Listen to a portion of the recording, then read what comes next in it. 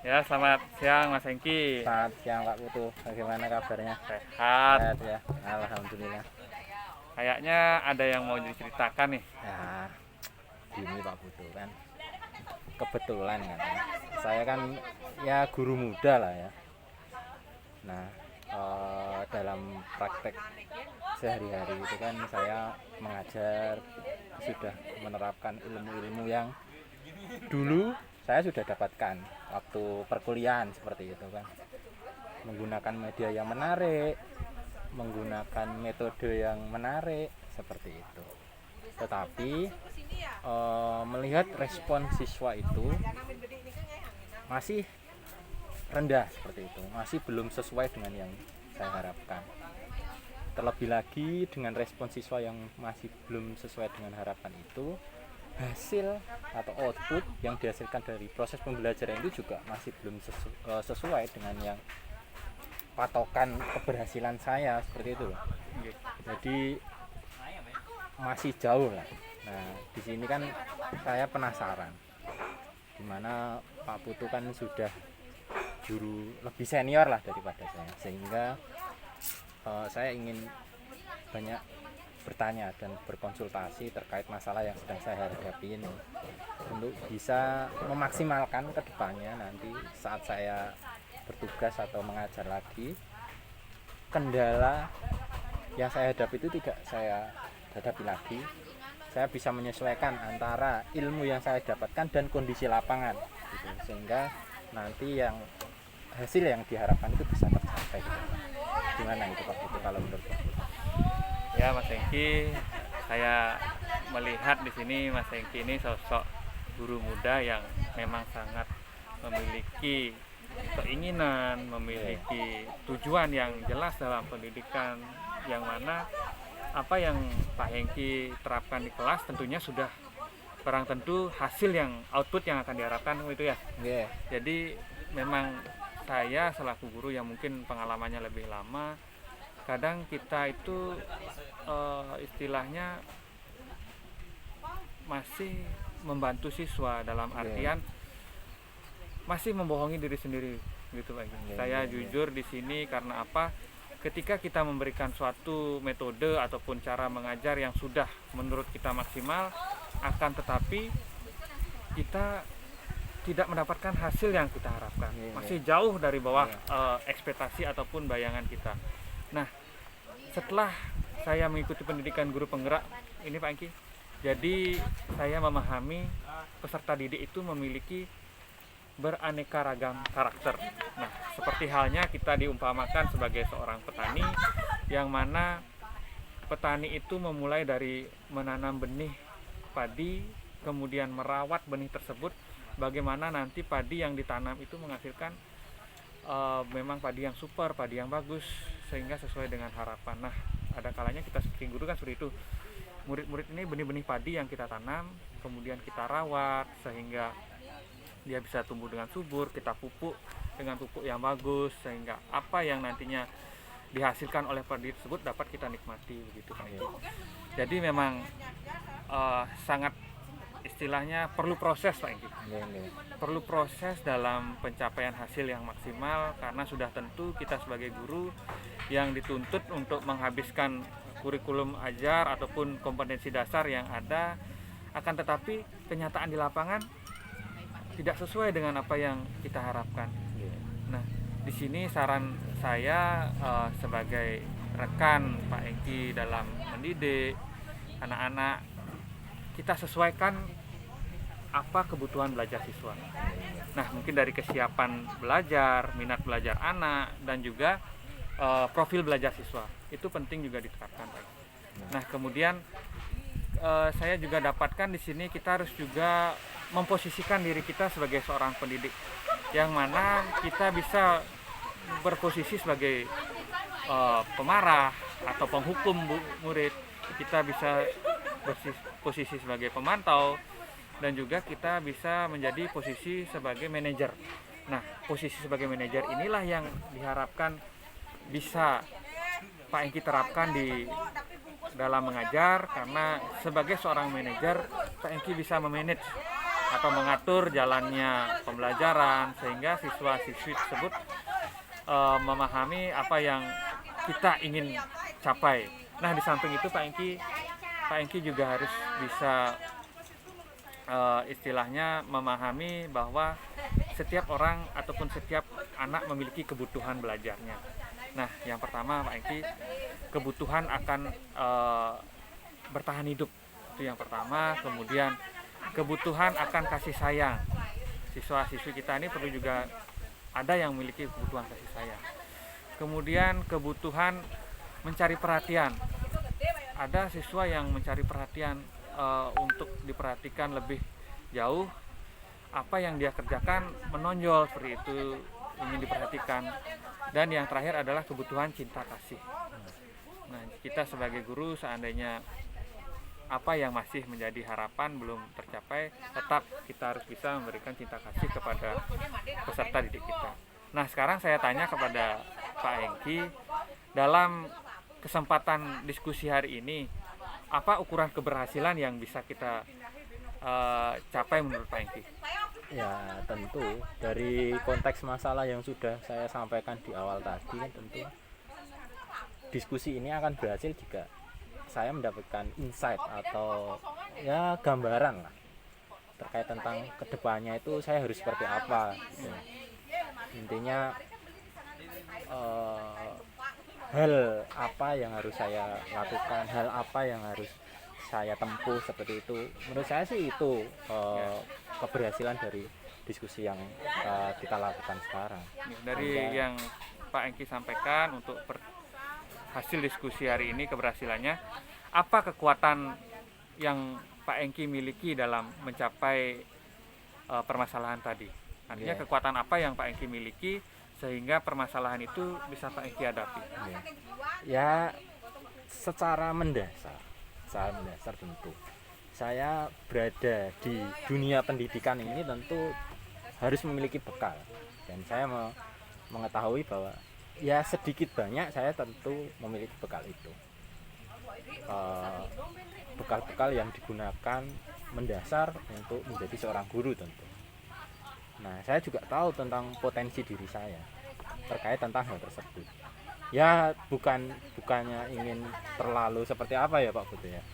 Tetapi tentu secara teori seperti itu tahu, ya memahami lah terkait.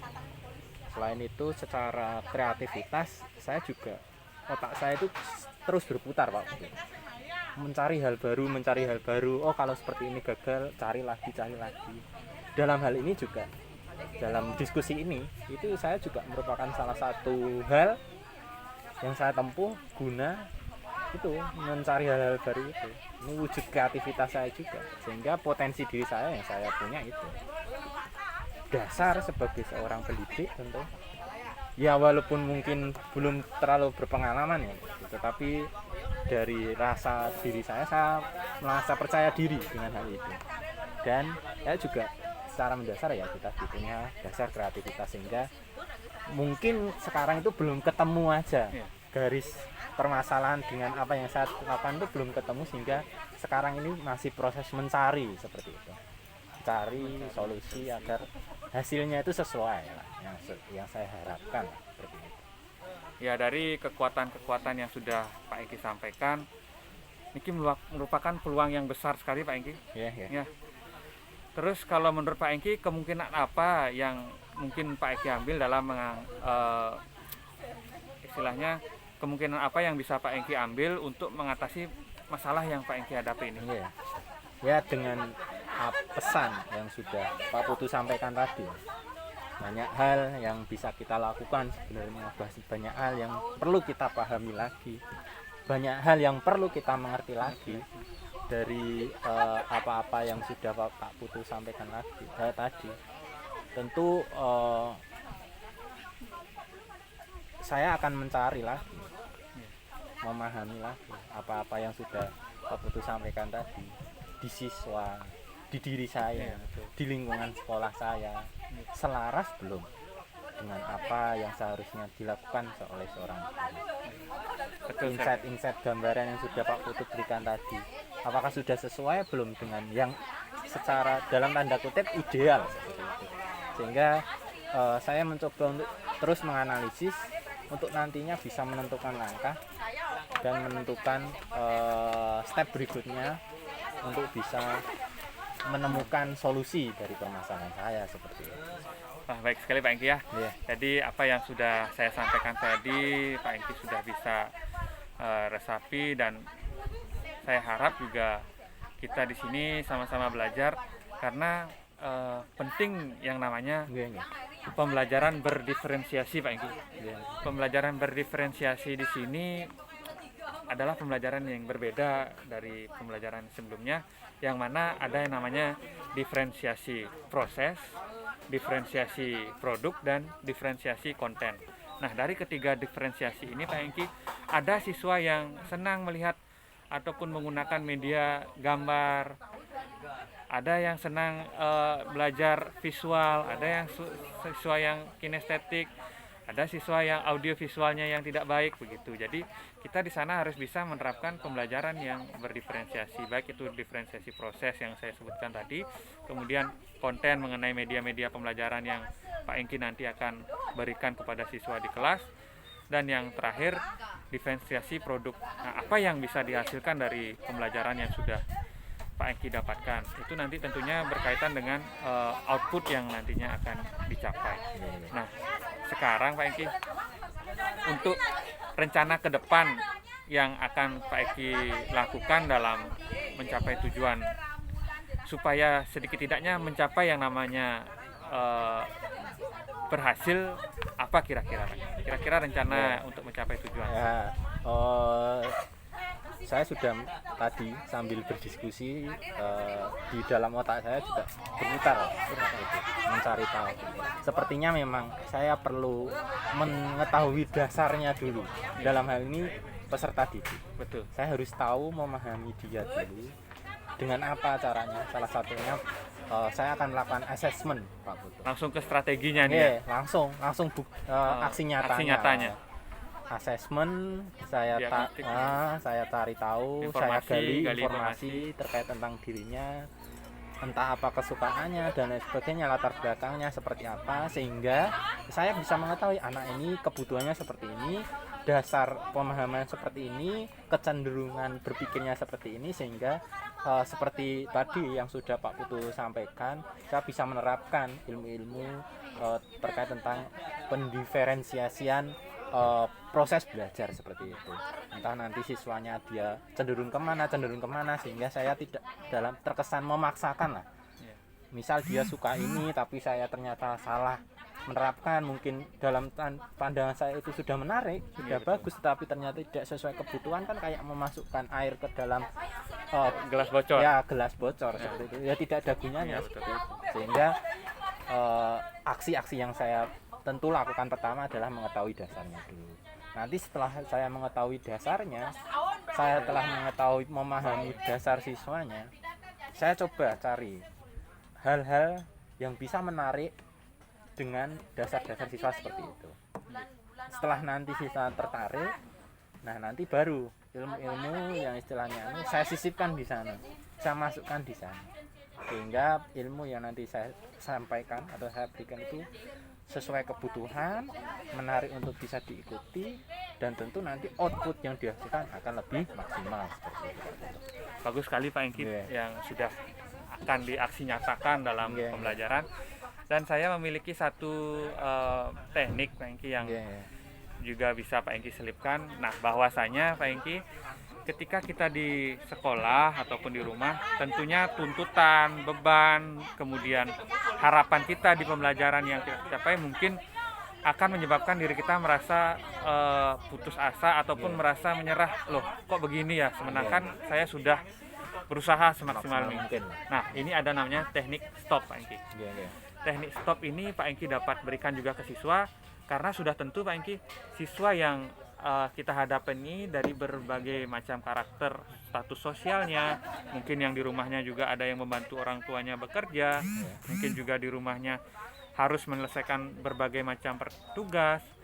Nah, jadi sekian banyak tugas atau tuntutan yang siswa miliki, yang Pak Engki miliki, kita bisa selesaikan dengan teknik stop ini Pak Engki. Nanti Pak Engki bisa coba terapkan untuk diri sendiri dan juga siswanya, karena teknik stop ini akan mengembalikan kesadaran diri siswa, kesadaran diri kita sebagai pendidik untuk memulai aktivitas yang lebih baik lagi. Nah, teknik stop ini yang pertama Pak Engki, S yang pertama itu artinya berhenti, stop. S yang pertama stop, artinya berhenti, kita hentikan sejenak kegiatan yang kita laksanakan. Kemudian yang kedua ada T, take a deep breath. Nah, di sana Pak Engki menghirup napas, rasakan udara itu masuk dari hidung, kemudian mengembang di paru-paru, kemudian kembali keluar dari lubang hidung Pak Engki. Kemudian yang kedua observe, O yang dari STO kan, ketiga observe itu adalah mengamati. Amati udara itu bagaimana, atau rasakan udara itu masuk, bagaimana pertiwi ini memberikan kita kehidupan, rasakan sehingga ketenangan Pak Engki dapatkan. Kemudian yang terakhir yaitu P, proses, lanjutkan kembali aktivitas. Nah, sekarang saya di sini akan mengajak Pak Engki melaksanakan teknik stop. Bagaimana Pak Engki? Berhenti dulu, lalu Ya. take Jadi a breath. take a breath, kita Pak Engki dan saya akan melaksanakan teknik stop ya. Kita mulai Pak Engki, kita hentikan kegiatan diskusi ini sejenak. Kemudian pejamkan matanya Pak Engki ya. Sekarang kita sudah masuk di teknik yang pertama, ini stop, menghentikan sejenakan, kemudian mengheningkan suasana. Dilanjutkan dengan take a deep, rasakan udara itu masuk dari lubang hidung Pak Engki. Hirup udara itu, kemudian masuk ke paru-paru Pak Engki, kemudian dihembuskan kembali keluar melalui rongga hidung. Nah, kita lanjutkan proses ini Pak Engki kurang lebih 10 kali. Pak Engki rasakan apa ketenangan yang mungkin nantinya akan Pak Engki dapatkan. Kembali tarik nafas, kemudian hembuskan, tarik nafas kembali, hembuskan, tarik nafas. Nah, setelah Pak Engki selesai 10 kali atau sudah mencoba beberapa kali teknik merasakan udara ini masuk sampai ke paru-paru dan kembali keluar ke lubang hidung Pak Engki, sekarang kita hening sejenak ya, kita buka mata, bahwasanya kita sudah melaksanakan teknik stop dan kita bisa ke P yang terakhir yaitu proses, melanjutkan aktivitas. Nah, apa yang Pak Engki rasakan ketika kita melakukan teknik stop ini Pak Engki? Setelah saya melakukan teknik stop ini tentu bisa merelaksasi otak saya, istilahnya saraf-saraf otak saya yang terus berpikir dengan kencang, ya tegang kan. Melalui teknik stop ini saya bisa merilekskan sejenak, sehingga nanti melalui celah-celah yang tercipta dari proses rileks itu, pikiran-pikiran baru bisa masuk lagi, sehingga saya merasa tenang, menyenangkan, pikirannya menjadi jernih, sehingga saya bisa melanjutkan aktivitas saya. Bagus sekali ya Pak Engki ya, diskusi kita hari ini. Kira-kira siapa yang dapat membantu lagi Pak Engki untuk Pak Engki mensukseskan atau menuntaskan apa yang menjadi harapan Pak Engki dalam proses belajar mengajar, sehingga menghasilkan output yang sesuai dengan kompetensi dasar dalam mata pelajaran. Siapa saja mungkin? Tentu dalam hal ini terkait tentang hal atau pihak-pihak yang dapat membantu ketercapaian target saya ini, tentu yang pertama rekan-rekan guru yang lain. Tentu dalam hal ini kan siswa tidak hanya dididik oleh saya sendiri seperti itu, sehingga rekan-rekan guru lain juga memegang peran penting dalam keberhasilan proses mendidik saya ini. Itu yang pertama, jelas. Yang kedua adalah sesama teman dari siswa itu, sehingga kan mereka kan masuk makhluk sosial seperti itu, sehingga satu dan lainnya saling mempengaruhi, sehingga perlu diciptakan lingkungan belajar yang baik, lingkungan belajar yang positif, budaya positif itu ya. Budaya yang positif, sehingga satu sama lain bisa saling mempengaruhi ke arah yang lebih baik. Dan yang terakhir itu tentu pihak eksternal, tetapi tidak terlalu eksternal dalam kacamata pendidikan. Mereka adalah orang tua dari siswa. menekankan proses pendidikan itu harus dilakukan terus menerus sepanjang hayat seperti itu, tidak hanya di sekolah tapi di rumah juga, sehingga perlu adanya komunikasi yang intensif antara pihak sekolah, dalam hal ini entah nanti wali atau guru dengan orang tua, sehingga apa yang sudah ditanamkan di sekolah di rumah itu tidak dihancurkan tetapi dipupuk, diberikan disirami terus, sehingga saling terkait dan bisa menumbuhkan padi-padi yang diharapkan. Ya. Mungkin seperti itu. Nah, mungkin dalam berkomunikasi dengan rekan-rekan guru, apakah ada gangguan yang menjadi kendala dalam komunikasi, Pak? Ya, namanya orang ya, Pak, mempunyai pikiran yang berbeda, mempunyai cara pandang yang berbeda. Tentu permasalahan itu pasti ada, di mana idealisme yang berbeda. Mungkin saya inginnya seperti ini, tetapi teman-teman rekan atau rekan-rekan yang lain tidak sesuai dengan keinginan saya, itu menjadi masalah, jadi problem juga. Mungkin menurut saya yang ideal seperti ini, tetapi menurut rekan-rekan itu terlalu merepotkan atau seperti apa, kan itu juga permasalahan. Menurut saya sih itu Ya, ada jadi, permasalahan-masalah seperti ya, itu berarti istilahnya sudah sering, arti terbiasa memang, sudah situasinya begitu, Pak. Ya. Nah, sekarang ketika kita sudah berdiskusi hari ini, komitmen yang akan Pak Engki terapkan ke depannya apa? Tentu tidak ada hentinya ya, Pak, karena saya sebagai seorang pendidik sudah bertekad mencurahkan diri saya untuk bisa memberikan pendidikan yang terbaik ke siswa-siswi saya atau peserta didik dalam hal ini, untuk bisa menjadi pribadi yang lebih baik. Tentu komitmen saya istilahnya tidak membuat hal yang baru, tetapi mereset, merefresh lagi, memperkuat lagi, menekankan lagi komitmen saya di awal, bahwa saya sebagai seorang pendidik harus memberikan pendidikan yang maksimal, pendidikan yang baik, pendidikan yang positif, yang mampu menunjang kehidupan peserta didik di kehidupan berikutnya, sehingga mereka memiliki bekal dan bisa berguna untuk dirinya sendiri minimal, untuk lingkungan sekitarnya, orang tuanya, negara, dan bangsa. Ya. Bagus sekali Pak Engki diskusi kita hari ini. Mungkin ada hal lain yang Pak Engki mau sampaikan atau yang belum terucapkan? Mungkin hal terakhir yang ingin saya sampaikan, Pak Putu, terima kasih atas bimbingannya. Sebagai senior saya hormat dan respect pada Pak Putu, pesan-pesan yang sudah diberikan dan diskusi yang sudah dilakukan tadi. Semoga harapan saya dan tentu harapan Pak Putu dan harapan kita semua bisa tercapai untuk menghasilkan peserta didik yang berguna untuk bangsa dan negara dan dirinya sendiri. Mungkin itu, Pak. Terima kasih. Benar sekali Pak Engki. Di sini kita sebagai rekanan harus saling mendukung dan memberikan support, bahwasanya guru itu adalah insan yang paling cendekia, yang memiliki usaha yang besar untuk membangun bangsa ini. Nah, semoga Pak Engki menjadi pendidik yang bisa memuliakan peserta didik dan bisa menerapkan pembelajaran yang berpihak pada anak.